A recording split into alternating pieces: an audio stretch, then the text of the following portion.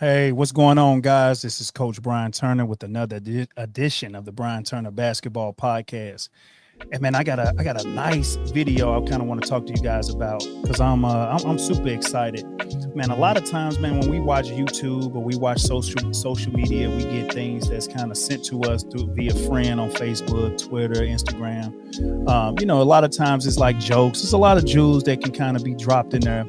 But this one particular video, I kind of want to do a reaction to, man, and I hope you guys can kind of sit back and kind of watch and take a lot from it because, man, I got so charged up and so excited when I got a chance to see the clip at first. So I saw the clip, and then from the clip, I watched the interview. And from the interview, man, I'm just like a hoop junkie and just a life junkie when it comes to just like knowledge and just history and just doing a deep dive on certain things. So came across this video with a legend in my eyes, a legend, an OG in the game, man, Craig Hodges. And man, he was dropping so many jewels that hit home for a lot of the coaches, a lot of the players, a lot of adults who are trying their best to lead this next generation the right way. And not just so far as much in sports, but just in life in general. I think a lot of times we get caught up in the whole glamour of pushing kids to, and obviously so, pushing kids to try to reach their highest potential as far as making it to the league, making it to where they can, at the end of the day, take care of their family, take care of their loved ones, man. And if you're one of those special ones, take care of your generation. So I came across this video, man, with Craig Hodges, and he sat down with Matt Barnes and Steven Jackson on their show, All of the Smoke.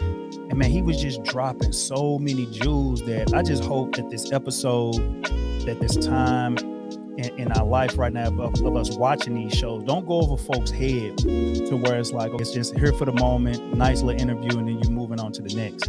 But I want to do a reaction and a deep dive to some of the things that he's talking about on here, some of the things that he experienced, and then the light bulb clicked on, and it just let me know that through a lot of the trials and tribulations and long nights and long days, to where as coaches, as mentors, as teachers, as educators, we look ourselves in the mirror and we just like, man, are we getting through to these kids? Are we getting through to folks? Or are they going to listen? This made me realize that I just have to keep walking the walk, talking the talk, and staying on my path that what God put me in this place for, is to inspire, to affect the next generation, and not just of the one that's in my house and the people that are around me and my immediate family, but the families that I affect all over, that I'm involved in on a day-by-day basis. So hearing this just charged me up to a whole nother level, and it just said, man, you're doing the right thing. So we're going to do a deep dive into a reaction. It's going to be one of my first type of reactions that I've done to these type of videos. But so first off, for those who don't know, Craig Hodges is known for those infamous Bulls teams in the 90s. He jump-started those teams as far as being on the team with the Scottie Pippens and the Michael Jordan, and was lucky enough to be on their first couple championship teams. But then his career took a twist and took a turn for, some may say for the worse, but in my eyes, I think everything happens for a reason. And so he jumped on here, he started talking about some things that he went on in his life and how he got to the point. But man, this was a great interview. And if you haven't had a chance to watch it, I'm going to put the link down below for you guys to go check it out. And it's something that you might want to watch with your family members, man. If you got kids, you got sons, I guarantee if you're a dad, you're a coach, you've said these things to your kids. And when you said these things to your kids, man, whether if they didn't want to listen to you at that time or not, just know that you were probably saying the right thing for them. And at some point, it's going to click on for them. So again, Craig Hodges. So who is Craig Hodges? Craig Hodges is a former professional basketball player who's best known, again, for playing on those Chicago Bulls teams. He started off playing with the Clippers and I think the Bucks, and then he found his way as a journeyman in the league. But he had a specialty in shooting a three-point shot. And if you go back and if you're an 80s guy like myself and you see highlights of these three-point shootouts with Larry Bird holding up the one finger and knocking shots down left and right, well, Craig Hodges was involved in those three-point competitions. And so he's known as being a marksman as far as a three-point shooter, specialist, specialty guy when it comes to his play on the court. From Chicago, like I said, he played in the 80s and in the early 90s. He's won 2 championships. He was born in Illinois. He was a sharpshooter, won infamous, I think, three or four three-point championships in a row. And again, he was just known for being one of those spot up shooters in the corner, man. When Jordan was doing his thing, he was right there with his hands ready to knock some shots down for the Bulls during the early 90s for their first couple championships. But his career took a turn for the worse when Memphis and folks who get a chance to watch the video, but he was blackballed out of the NBA for numerous reasons, but I think they had just pretty much had enough for him because he stood for something and he stood on things and he didn't let the money affect him. It's like what we see with the Colin Kaepernick type of situations and the Black Lives Matter, and when you can blend in the politics with the actual sports and knowing that you have to do a job and a professional job and doing a great professional job, making a lot of money. But at the same time, you're looking at your surroundings, some of these guys' upbringings, and a lot of people just have had enough and was just like, hey, look, no matter how much money we make, man, we have to be known for something other than having a whole lot of money and wasting money on just silly things. So he basically tried to get the Lakers and the Bulls to come together and boycott the 1992, 91-92, I think it was 91 finals between the Lakers and the Bulls because of the Rodney King and the LA riots. And if you're one of my young listeners, go do some research on the LA riots and Rodney King and see how that took America by. It was crazy growing up. I'm 11 or 12 living through this. But we heard about all of this in the news and the music and the movies, and it started becoming like our culture, and it springboarded athletes speaking up and saying and standing for something. So he was trying to get Magic Johnson and Michael Jordan to boycott the finals in order to pretty much make a stand and get some concessions as far as some things that players may need to do to affect the communities that a lot of these teams play in. So with that, they win the championship. And so him being like a brother of faith, I don't know if he talked about his religious backgrounds, but at the same time, he wrote a note, passed the note on to Secret Service and to the president. It got to George W. Bush, who was president at the time. And it basically rubbed people the wrong way. For one, he just had the infamous meeting with Magic and Jordan and was trying to do some type of boycott. So his name was on the radar for that. And then he turns around, they win, and he passes a note to the president to talk about some other social justice issues. And after that, I think from that, he talked about how he couldn't get representation via agents. Nobody wanted to represent him. So after one or two championships, this man was in the prime of his career, wasn't able to continue to play in the NBA, and was met face to face with some adversity as far as here you want to speak up for something, you win, you got the outlet, you got the voice, you got the platform, but then ultimately you get punished for something like that. So that's his career in a nutshell. He ended up making a resurgence with being a shooting coach or an assistant coach with Phil Jackson, because Phil Jackson was the coach for the Bulls at that point in time with Michael Jordan and the early Chicago Bulls.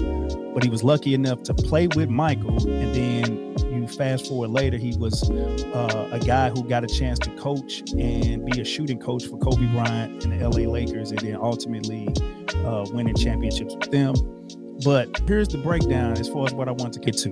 Before we get started, make sure if you've been listening, you've been chiming in, and I've been on here about 10 minutes, make sure you like and subscribe to the channel. Man, we're cranking things back up. We're on the upswing as far as subscribe count. We're doing a lot of different videos, man, getting a lot of good feedback. But subscribe to the channel. Make sure if you haven't, this video is going to be powered by SeatGeek. Use promo code Coach Turner for 20% or $20 off your first purchase using promo code Coach Turner at SeatGeek.com. So, Craig Hodges, I'm a big stickler on just being lucky enough to have the coaches that I've played for over the years who've taught me the game the right way. And with that being said, not every coach that you play for is going to be telling you life lessons and giving you things that just make the game simple, but then life simple to go along with it. So I've been lucky enough to shout out to Coach Pee Wee Leonard, shout out to Coach Aaron Alexander, Bird Hamilton, Coach Weber, Coach Lowry, Coach Painter, Tim Gray, Corey Tate, all these coaches that I've had that's been phenomenal basketball mind. More importantly, man, these have been men who've affected my life in so many different ways that even to this day, I can call them to piggyback and run ideas by them. But listening to Craig Hodges talk, this is like the voice that I use to coach my teams, whether it's my younger teams or my older teams. And it let me know that I'm doing the right thing, because when I hear this man who's been through all of the stuff that he's been through speak and say the exact same thing, it made me proud. So let's see what we got. All right. Man, you dribbling from here to there, I'm gonna pass it to get there quicker. So we dribbling around. I watched the game, and somebody dribbled almost the whole 24-second clock. Got like 3 screening rolls at the top, didn't shit come off of it. And now you got to launch. And I'm like, that's not basketball to me. I think we were taught to practical, especially playing under Pop and Phil. You weren't going to play if you weren't playing practical basketball. Oh, man. So just listening to what he said just there. And this is the part where I think a lot of kids at a young age that are like super athletic, super talented at a young age, never learn the practical part of the game. And so when folks say, man, well, Coach BT, what's practical? Okay. Well, I'm gonna break it down practical in two different forms. Whether if you on the Ivy League level of as far as this explanation, or if you're on the 5th grade level as far as this explanation. But practical basketball, and I want you guys to just think about it for just a hot second. Whether, like I said, whether if you're a player, you're a coach, you're a parent, just think about as far as teaching kids to play the game the right way, a practical basketball right way, okay? And this is what I mean when I say practical this is what Craig Hodges meant when he said practical basketball, playing basketball the right way, because a lot of players will not see the court unless you play practical basketball. So for my Ivy League folks out there, practical basketball refers to an application of fundamental basketball skills, decision makings, situations of awareness in real game scenarios. Okay, let me repeat that. Let me make sure I got all of this stuff up here so folks won't just think that I'm just talking. So practical basketball. What does practical basketball mean? Ivy League guys, practical basketball refers to applications of fundamental basketball skills, decision making, situational awareness, making sure that you are alert in real game situation. All right. Practical basketball emphasizes, all right, fundamental functioning over flair. Okay. What do I mean? You don't always have to put the sauce on everything. All right. You don't always have to throw the no look pass, the shoot the carry step back 3 from half court, launching the ball. You don't have to do all of that. And like Craig Hodges said, a lot of times in the era that he grew up, if you play like that, you wouldn't see the court. Okay. Practical basketball, again, emphasizes functional basketball over flair. All right. It prioritizes efficiency. All right. Purpose-driven movement. Purpose-driven movement. What does purpose-driven movement mean? If you got the basketball, the whole purpose of having the basketball is to put the basketball in the hoop. The quickest way to get to the hoop is in a straight line from point A to point B. Get there. All right. In the least amount of dribbles, with the least amount of energy, get there, put the ball in the hoop. Okay. So practical basketball, purpose-driven movement, high IQ. All right. Over high IQ. All right. This approach integrates concept of making sure you know how to move your body. You have some type of sports psychology, which means that you know how to play with folks. All right. Put people in the right position, systems of thinking. And at the end of the day, man, you prioritize spacing and time score dynamic. Okay. What does that mean? At some point, you got to look up at the clock. At some point, you got to realize, man, we down 2. I don't need a 3. Or we down 1. I could just score a bucket. Or at the end of the day, you're thinking on the court. You're thinking. All right. So again, Craig Hodges dropping some jewels just right there. And this is just only a couple. When I say this was like 20 minutes into a 2-hour 20 minutes into a 2-hour interview. But man, I mean, he dropping some nuggets. All right, let's pick back up. You know what I'm saying? If you shooting a 30-foot, it should be at the end of a clock. or at the end of a quarter. That's why I feel like, I mean, this generation is very skilled, but I feel like they lack the thinking of the game. Because like you said, that. And you think about it, one of the great parts about all of us we had a chance to play at the park.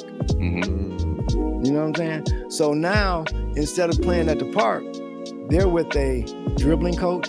Head down. They're with a strength and conditioning coach. So you only got so much time to do whatever we're doing. You're working out, but you ain't playing. Man. All right. So now again, this is coming from 3 pros, 3 professional athletes. And if I'm not mistaken, I don't know if Matt Barnes is a champion, but at least 2 champions. Steven Jackson is a champion, this guy right here. And Craig Hodges is a 2-time champion. But what did they just talk about? What did they just say? They just talked about, again, Craig Hodges said, you won't see the court unless you play practical basketball. Okay. I just explained what practical basketball is at the Ivy League level. Okay. Now at the 5th grade level, practical basketball just means playing the game smart and simple. All right. Smart and simple in the way that helps your team win. All right. So we just get in a situation where we just hear from Steven Jackson, we hear from Matt Barnes, we hear from Craig Hodges, and they just dropped a jewel. And at the end, the mic drop was Steven Jackson just basically saying, man, they doing a lot of working out, but they not playing. So if you're a player, if you're a parent, if you're a coach, ask yourself, how many of these coaches do your child have? Do they have a skills coach? Do they have a strength and conditioning coach? Do they have a coach that they actually are playing for? Okay. Now, if they have all 3 of those coaches, or all 3 of those coaches saying the exact same thing, or all 3 of those coaches even know this player and what this player is trying to work on? What is the ultimate goal? The skill coach may have a different outlook on where the player should be than the strength and conditioning coach. The skill coach and the strength and conditioning coach might have a different outlook on the player than what the team coach may think. So here you go with 3 different coaches, 3 different minds, 1 player, and they all feeding them something different. And at the end of the day, Steven Jackson just kind of did a mic drop and said, they doing all of this working out, but none of them are playing. They're not playing the game. And then they're not playing the game, again, probably the practical way to make things smart and simple. Okay, let's continue.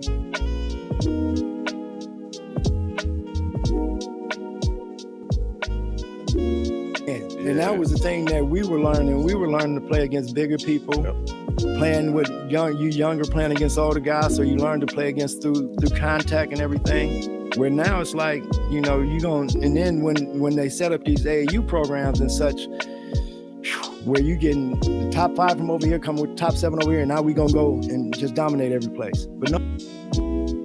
All right. Again, player, parent, coach. Did you just hear what he said? This is not coming from Coach BT. I didn't tell these guys to say this. This is just something that I was just watching and I kind of stumbled upon, and I just said, man, this is you talking about some jewels and some nuggets right here. So he just gave the scenario of a lot of these kids kind of teaming up, the top 5 kids from one side of the town, one side of the city, playing with another top 7 kids, and then they decide to make a team. All right. It's all fine if you're going out there to win championships, but maybe some of those kids haven't developed at the certain pace to be on those type of teams. Maybe those kids are playing on those type of teams and only getting about, 10 minutes a game playing. But then you just spent a lot of your time, energy, money, 3 different coaches just for a kid to play 10 minutes. Something to think about, something to think about. And again, I'm not trying to say that a lot of this stuff is right or wrong. I'm just basically just saying, here's 3 guys that are pros. They did it their way. And, it worked out for them. But then they just coming back just to drop knowledge, to just drop some game on what needs to be had. So let's finish this out.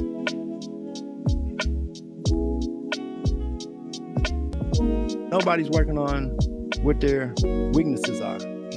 Everybody's trying to win. We trying to win for, and that's what I tell people now whenever I mentor any young folks and their parents is that you only have so many games in your body.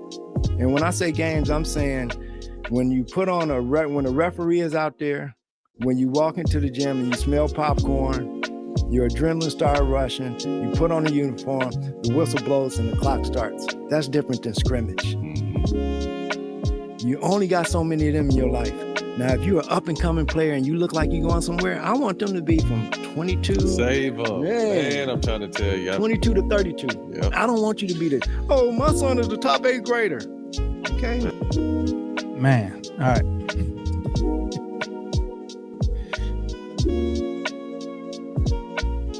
All right, so he just dropped a nugget right there that just made so much sense. He said that for a basketball player, and again, these are 3 NBA guys. I'm coming from the standpoint, I coach, but right now, man, my body is, if I decided to play one game, it's going to take me at least about a week and a half before I'm not as sore.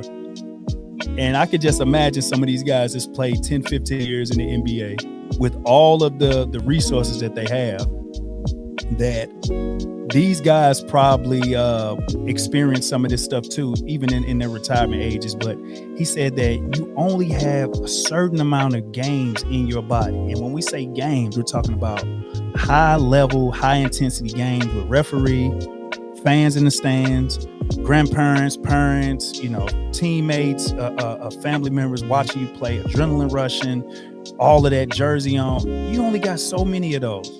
But if you waste all of those games at a young age, from age 10 to age, let's just say 16, over a six-year span, a lot of these kids get so burnt out to where they don't even make it to their junior, senior year, and they've peaked out, Not to mention if other things started happening in life, if life started lifing, you find your little girlfriend, you started finding a job, you started, falling in love with money or the glitz and the glamour of what this sport can do for you. And you start using that social currency to get other things. And all of a sudden you done fell out of love with the game of basketball that afforded you all of these things. You've just stopped. Now what? But if you are a kid that, again, probably on your high school team, played freshman, played JV, played 2 years of varsity, got a chance to go to a small school, played basketball at a small school, got lucky enough to, reach certain levels and certain peaks, and now you're at the age of 18, 19, 20, now your body is starting to fill out, starting to have a little bit more sense, that brain is starting to get a little bit more fuller, and then now all of a sudden you're peaking. You got 10 years left in you. And so this is where you see a lot of these guys in the pros where you didn't hear nothing from them as far as being McDonald's All-Americans or this All-American. And then they start flourishing in the NBA, being good, serviceable players, getting all of the things that these guys said that they wanted to do 10, 15 years ago. All right. So again, this is not saying that this is the law. This is the thing that you should be doing. But again, I like to watch and listen to these pros and the stories that they tell. And then I like to articulate that and see, does this fit my world? Does this fit some of the things that I'm going through? Because I'm going to just put it right back into the next generation with my son and my kids and his friends to see if they can pick up on it. And then it becomes their reality. So tell me what you think in the comment section. Tell me, guys, what you think as far as was Craig Hodges right, or was he wrong with the things that he just said? Was Matt Barnes right, or was he wrong? Was Steven Jackson right, or was he wrong with the things that they said? Let me know in the comment section. Let me know moving forward. Hope you guys enjoyed this video. Quick little reaction video to Craig Hodges dropping jewels. If you like this video and much more, man, please make sure you subscribe to the channel. Hit the link in the bio for this full video from All Up. I think it's All the Smoke. All right. And make sure that you're grateful, all right, for every sunrise and thankful for every sunset. Thank you guys for tuning into this episode. See you on the next video.